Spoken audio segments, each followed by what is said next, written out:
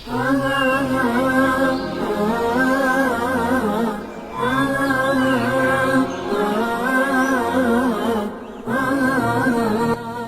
الله الرحمن الرحيم. الحمد لله رب العالمين، وصلى الله وسلم على نبينا محمد وعلى آله وصحبه وسلم.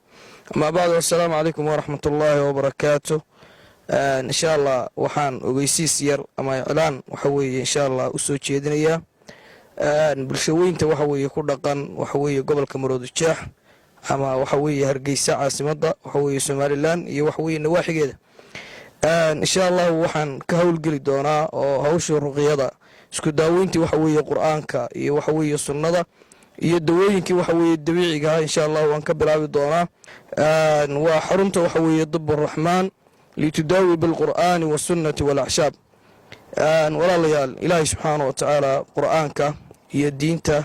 وكدق الشيء وحوي وقال السن وحوي وجود وضبضن وحوي إلهي سبحانه وتعالى أمراض وحوي آديات وحوي وتربضن عن وحوي كسو حلني إلهي سبحانه وتعالى سجى إنه الشيء إن الدين تيسا هي قرآنك وحوي إن يهين وحوي الدواء لما يسترن. إلهي سبحانه وتعالى وحوله وننزل من القرآن ما هو شفاء ورحمة للمؤمنين ولا يزيد الظالمين إلا خسارة. إلهي سبحانه وتعالى وحوله القرآن كوحن سودة النحال وحوله ويهي ماركتي داو إيا وحوله ماركتي نحاريس يهنون وددك مؤمنين تاوي هاي با إلهي سبحانه وتعالى وسودة شيء قفك وحوله القرآن كمركو آخرسته أما وحوله اللغو آخريو أما وحوله يسكد دويو saddex shay baa waxa weeye uu ka helaya waana saddexda shay waxa weeye maaragtay maanta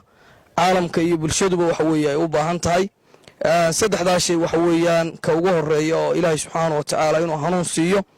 iyo waxa weeye arintaas oo ay ruuxda qofku ay u baahan tahay inay hanuun hesho oo ruuxdiisi waxa weeye ay ku noolaanayso iyo waxa weeye maaragtay naxariis oo qof waliba waxa weeye maanta uu raadinayo waxa weeye maaragtay naxariista Ilaahay inuu helo qof kasto waxa weeye muslim oo mu'min Ilaahay naxariistiisu waxa weeye rajeynaya taana waxa weeye quraanka Ilaahay hadii ama lagugu akhriyo ama aad akhrisato ama aad dhageysato waxa weeye wad ka helaysaa.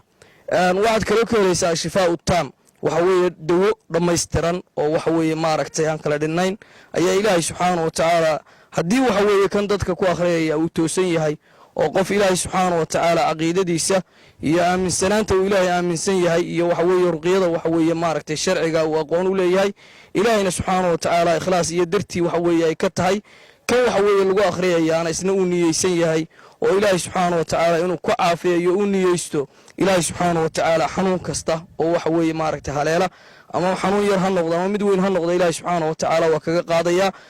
saddexda arrimood waxa weeye quraanka ayaa waxa weeye laga helaa. waayadan dambe waxa weeye waxaan arkayaa ruqyadii oo waxa weeye maaragtay wadadeedii ka leexatay oo waxa weeye khuraafaad iyo waxyaabo aan loo baahnayn iyo waxa weeye ka badbadin fara badan waxa weeye ay soo dhex gashay. xaruntan waxa weeye Ilaahay subxaanahu wa ta'aala miisaanka ay ku socotaa waa kitaabka Ilaahay subxaanahu wa ta'aala iyo sunnada nabiga calayhi salaatu wasalaam wixii ka sugnaaday iyo waxa weeye daawooyinka dabiiciga wixii maaragtay aan u aragnay oo aqoon aan u leenahay inay bulshada waxa weeye faa'iido waxa weeye ay u leeyihiin xanuunadooda iyo amraaddoodana waxa weeye ay wax ka tari karaan ayaanu insha Allah waxa weeye bulshada waxa weeye diyaar u lanahay. nabiguna calayhi salaatu wasalaam xadiidka waxa weeye maaragtay Imam Albani uu soo saarayo silsilatu saxiixa waxa weeye uu ku soo saarayo nabiga calayhi salaatu wasalaam waxa uu leeyahay man tadaawa bixaraamin qofka waxa weeye isku daweeyo shay waxa weeye Ilaahay uu ka xarimay lam yaj'al Allahu lahu fihi shifaa'un Ilaahay subxaanahu wa ta'aala dawo uma geliyo oo kuma caafiyo. maanta waxa weeye waxyaabo fara badan iyo khuraafaad iyo waxa weeye khudacbalaad iyo waxyaabo aan shariicada islaamka ku banaanayn ayaa bulshada maanta isku daweynaysa. marka bulshada waxaan ugu baaqaynaa waxyaabaha inay ka soo noqdaan oo ay u soo noqdaan Ilaahay subxaanahu wa ta'aala kitaabkiisa.